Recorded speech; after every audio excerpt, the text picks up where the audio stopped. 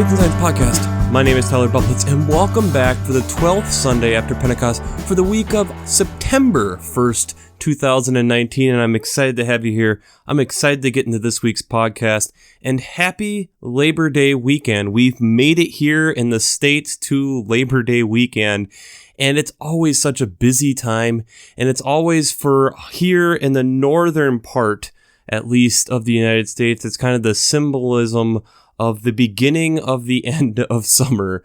At least in Minnesota, they always say, because you have the Minnesota State Fair, that it is the official end to summer. And I usually think there's still a couple weeks left where the weather at least makes it feel like it's still summer. But we are in that beginning of that transition of seasons that we see around us, but also within the church year, like we've talked about the last few weeks, as we're getting into the education year. And it's an exciting time. It's a time that I feel like the church kind of gets some new life as we head in toward the end of this year C, and we get the last few readings here that we have of Luke for the year. So I'm excited here this week. I think there's some really good news, and I know last week I was a bit of a downer, and I'm still trying to grapple with all the stuff that went on last week. So before we get into it, let's talk about the Twitter question from last week, which was, where do you or we need to change our lives to be more sustainable and take a leap of faith? And it's a deep, hard-hitting question, and I think it's one of those where I know from the conversations that I've had with people over the last week, it was good to bring that to light. It was kind of fun also to feel like I was kind of on the front line of being able to talk about that news. And to be honest, what we've heard over the last week from Brazil hasn't been necessarily the greatest. There's been some definite improvement, but there's also been a lot of negative.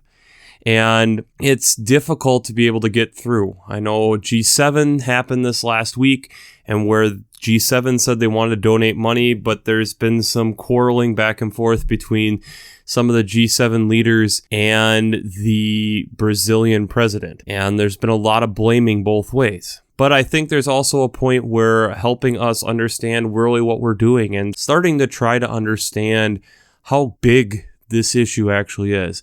I'll attach a video down below from Hank Green. He goes through kind of talking about why this is such a big issue, and I think in a very well done manner. He talks about evapotranspiration, which was how clouds form and how that affects even weather here in North America. I think a lot better than I could ever explain it, so I'll attach that link down below.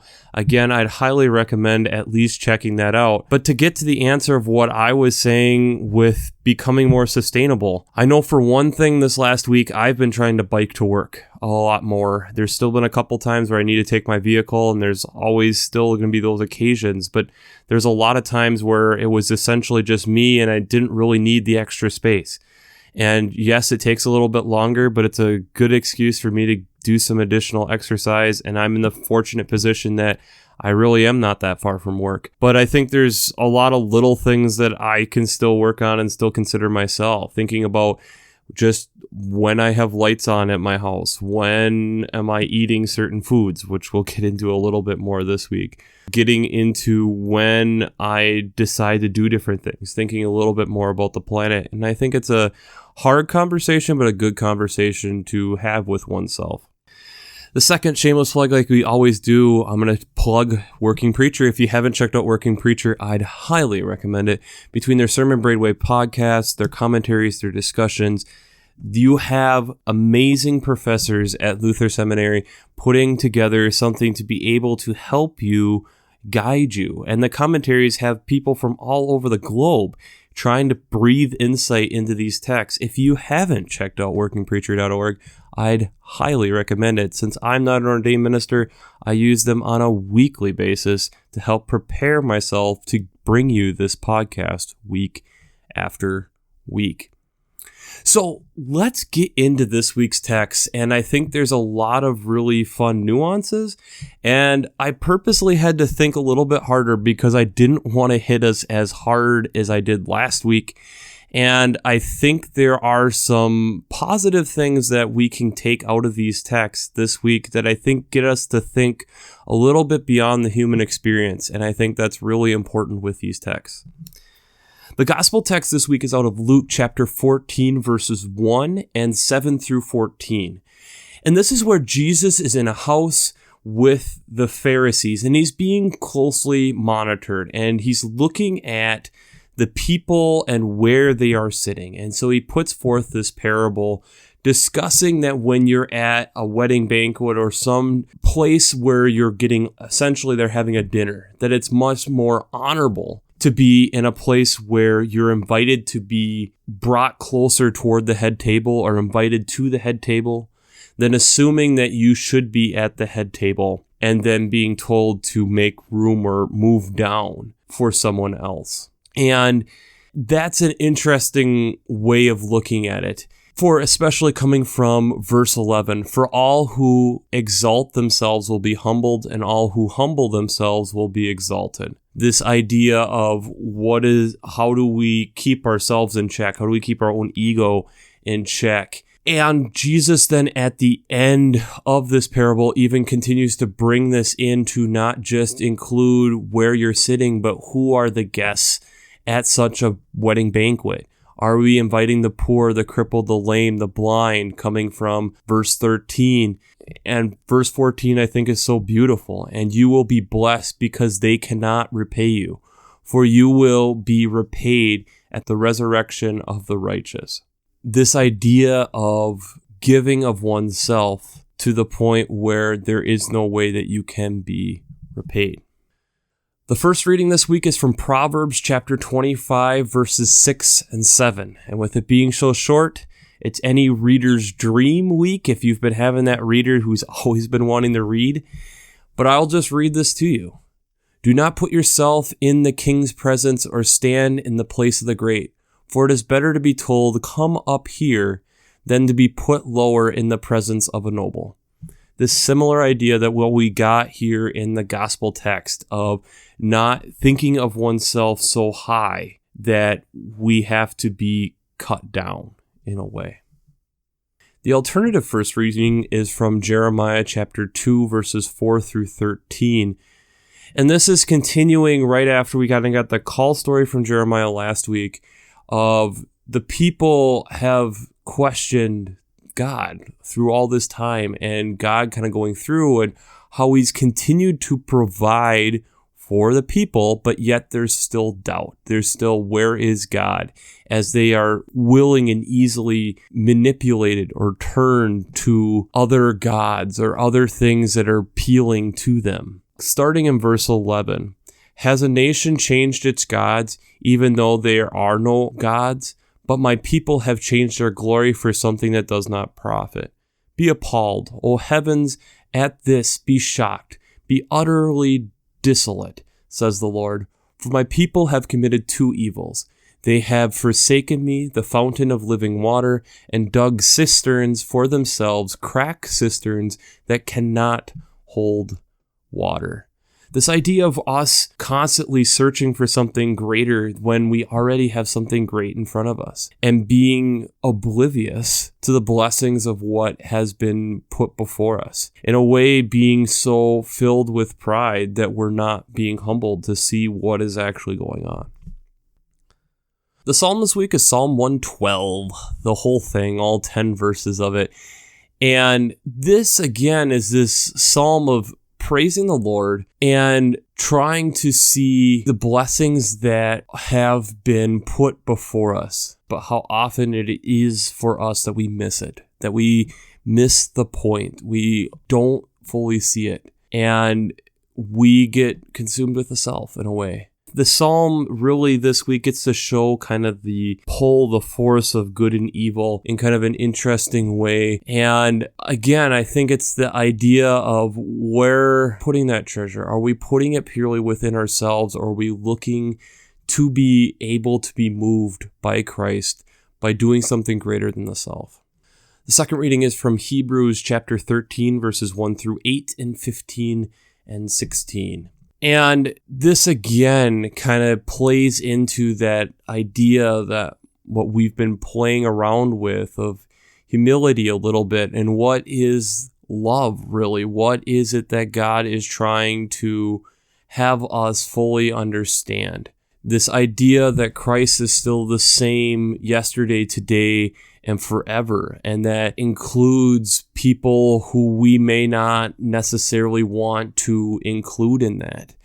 And really, what does it mean then when we will say that we will not forsake him? We will be in confidence that the Lord is going to provide for us and continue to push us forward, even when it's difficult. And what does that fully mean for us?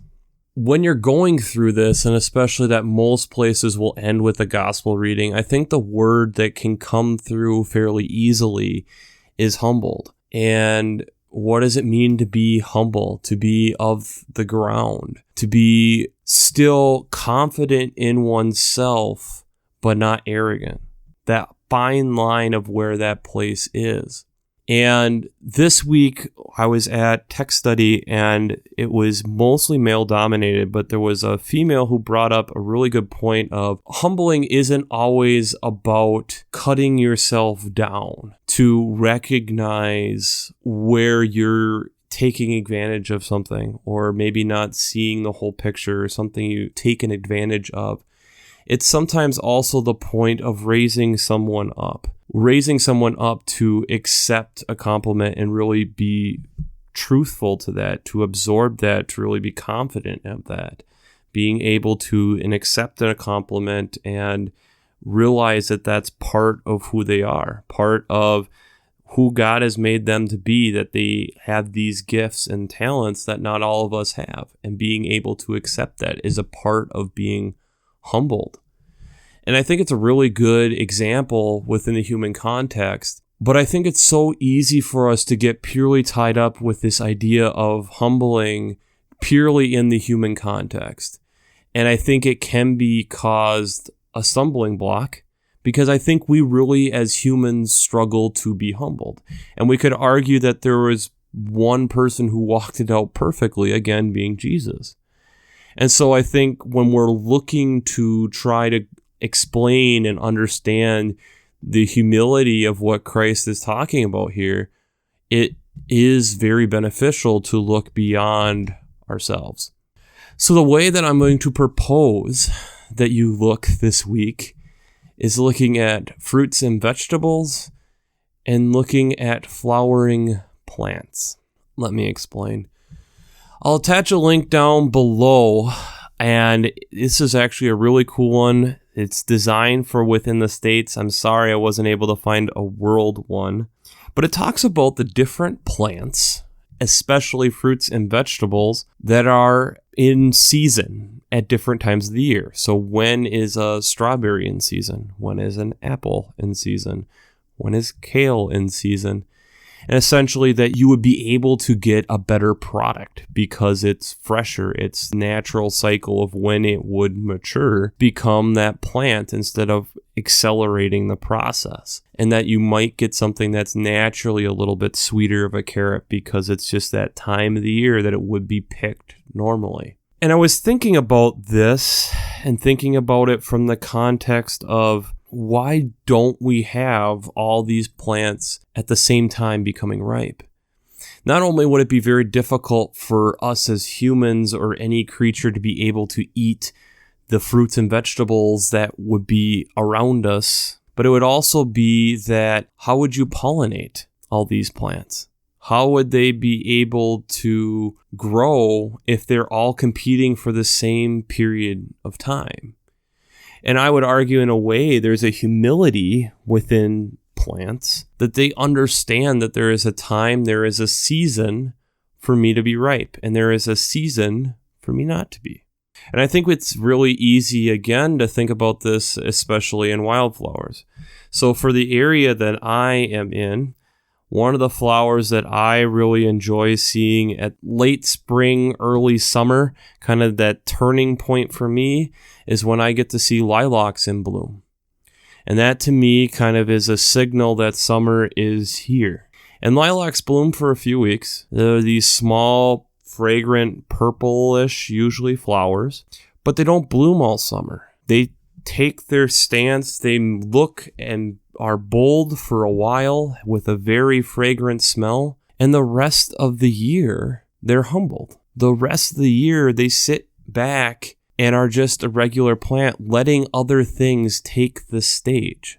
And I think we can even see that in when we're driving and seeing these weeds or weeds in the ditches, wherever we are, that there's typically some time of the year that they flower. And at that moment, we don't think they're as bad. We're absorbing it and looking at it and saying, wow, look at this plant that I've ignored and seen as a nuisance for so long. And suddenly look at what it created, this beautiful thing. And who knows, 2 weeks, a month, we won't probably look at it the same way. It's one of the beautiful things about the season of life in general, is if you know how things work, you see the beauty of different things going on.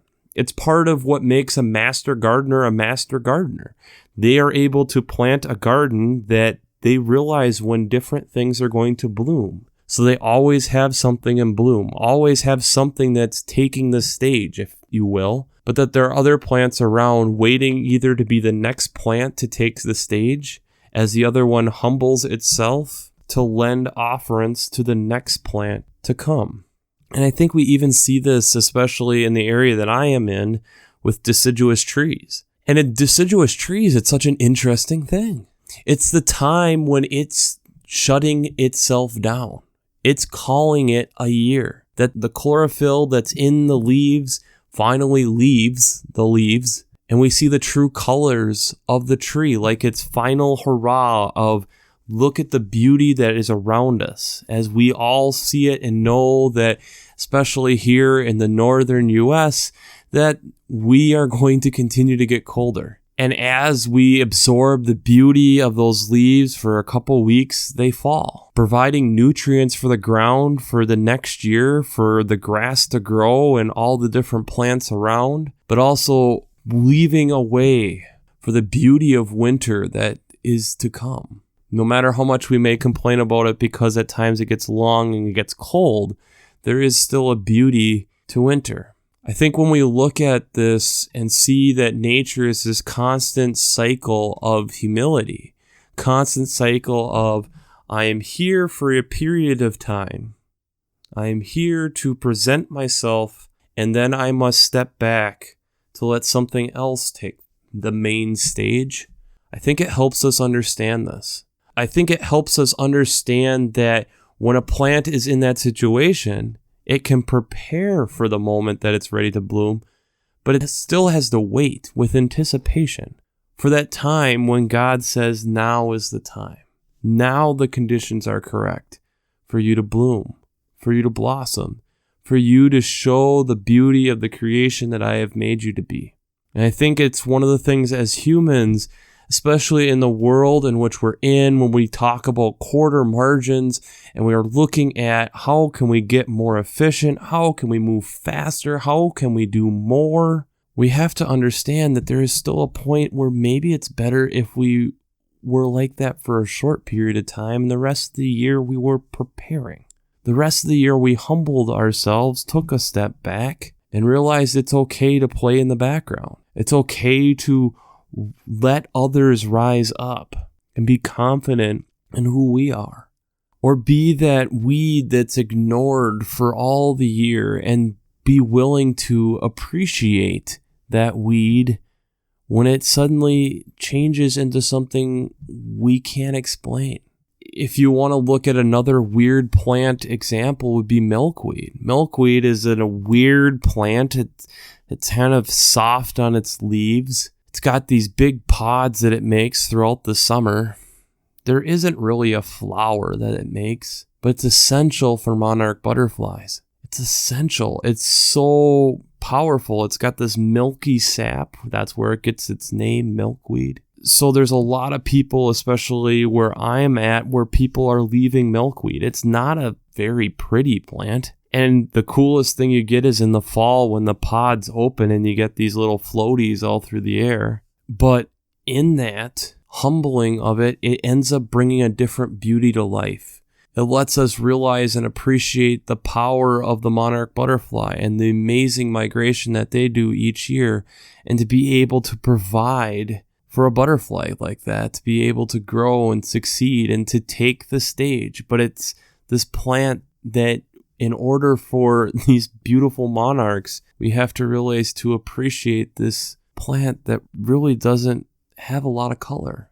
There's a time for us to sit back and appreciate. There's a time for us to set the stage.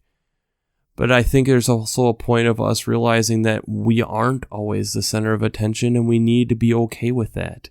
And I think it's something as human beings, as a species, we need to work on. Maybe it isn't always about us knowing everything that's going on all the time. Maybe it isn't always about us trying to think about how can I be more efficient? How can I do more? Maybe there's a time to shine and the rest of the time is to be in the background.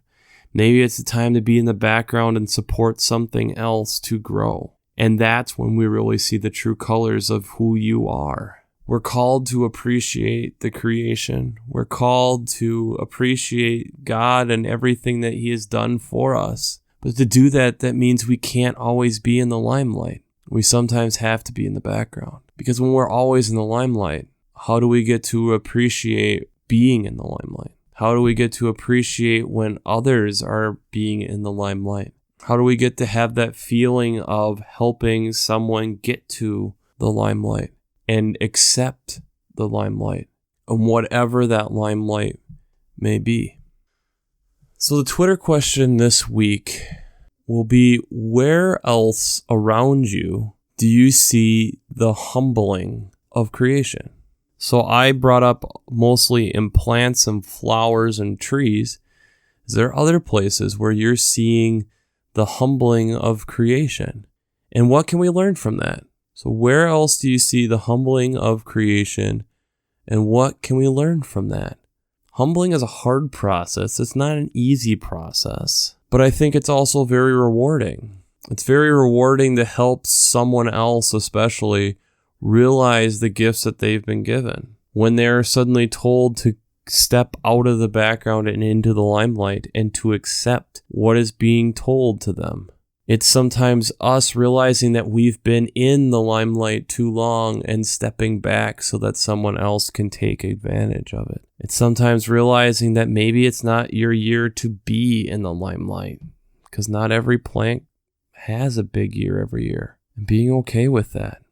I think about that as Jesus is trying to then honor these people by telling you that I want to be able to tell you to come closer, bring you closer to that head table, that you're putting yourself in a position where you're not accepting the gift and realizing that you're not realizing all the gifts that I've given you, and that you are at times being too hard on yourself, or realizing and being appreciative and trying to put others ahead of yourself, where Christ then comes and welcomes us to come be as He invites us toward that head table.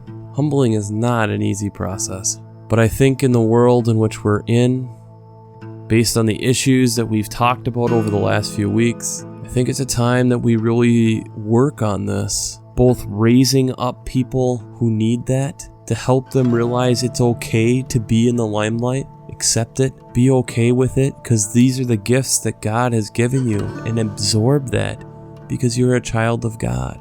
And on the other hand, when we have pumped ourselves up too much and we realize that we've been standing in that limelight way too long, and that it's time for us to take a step back and let someone else into that limelight.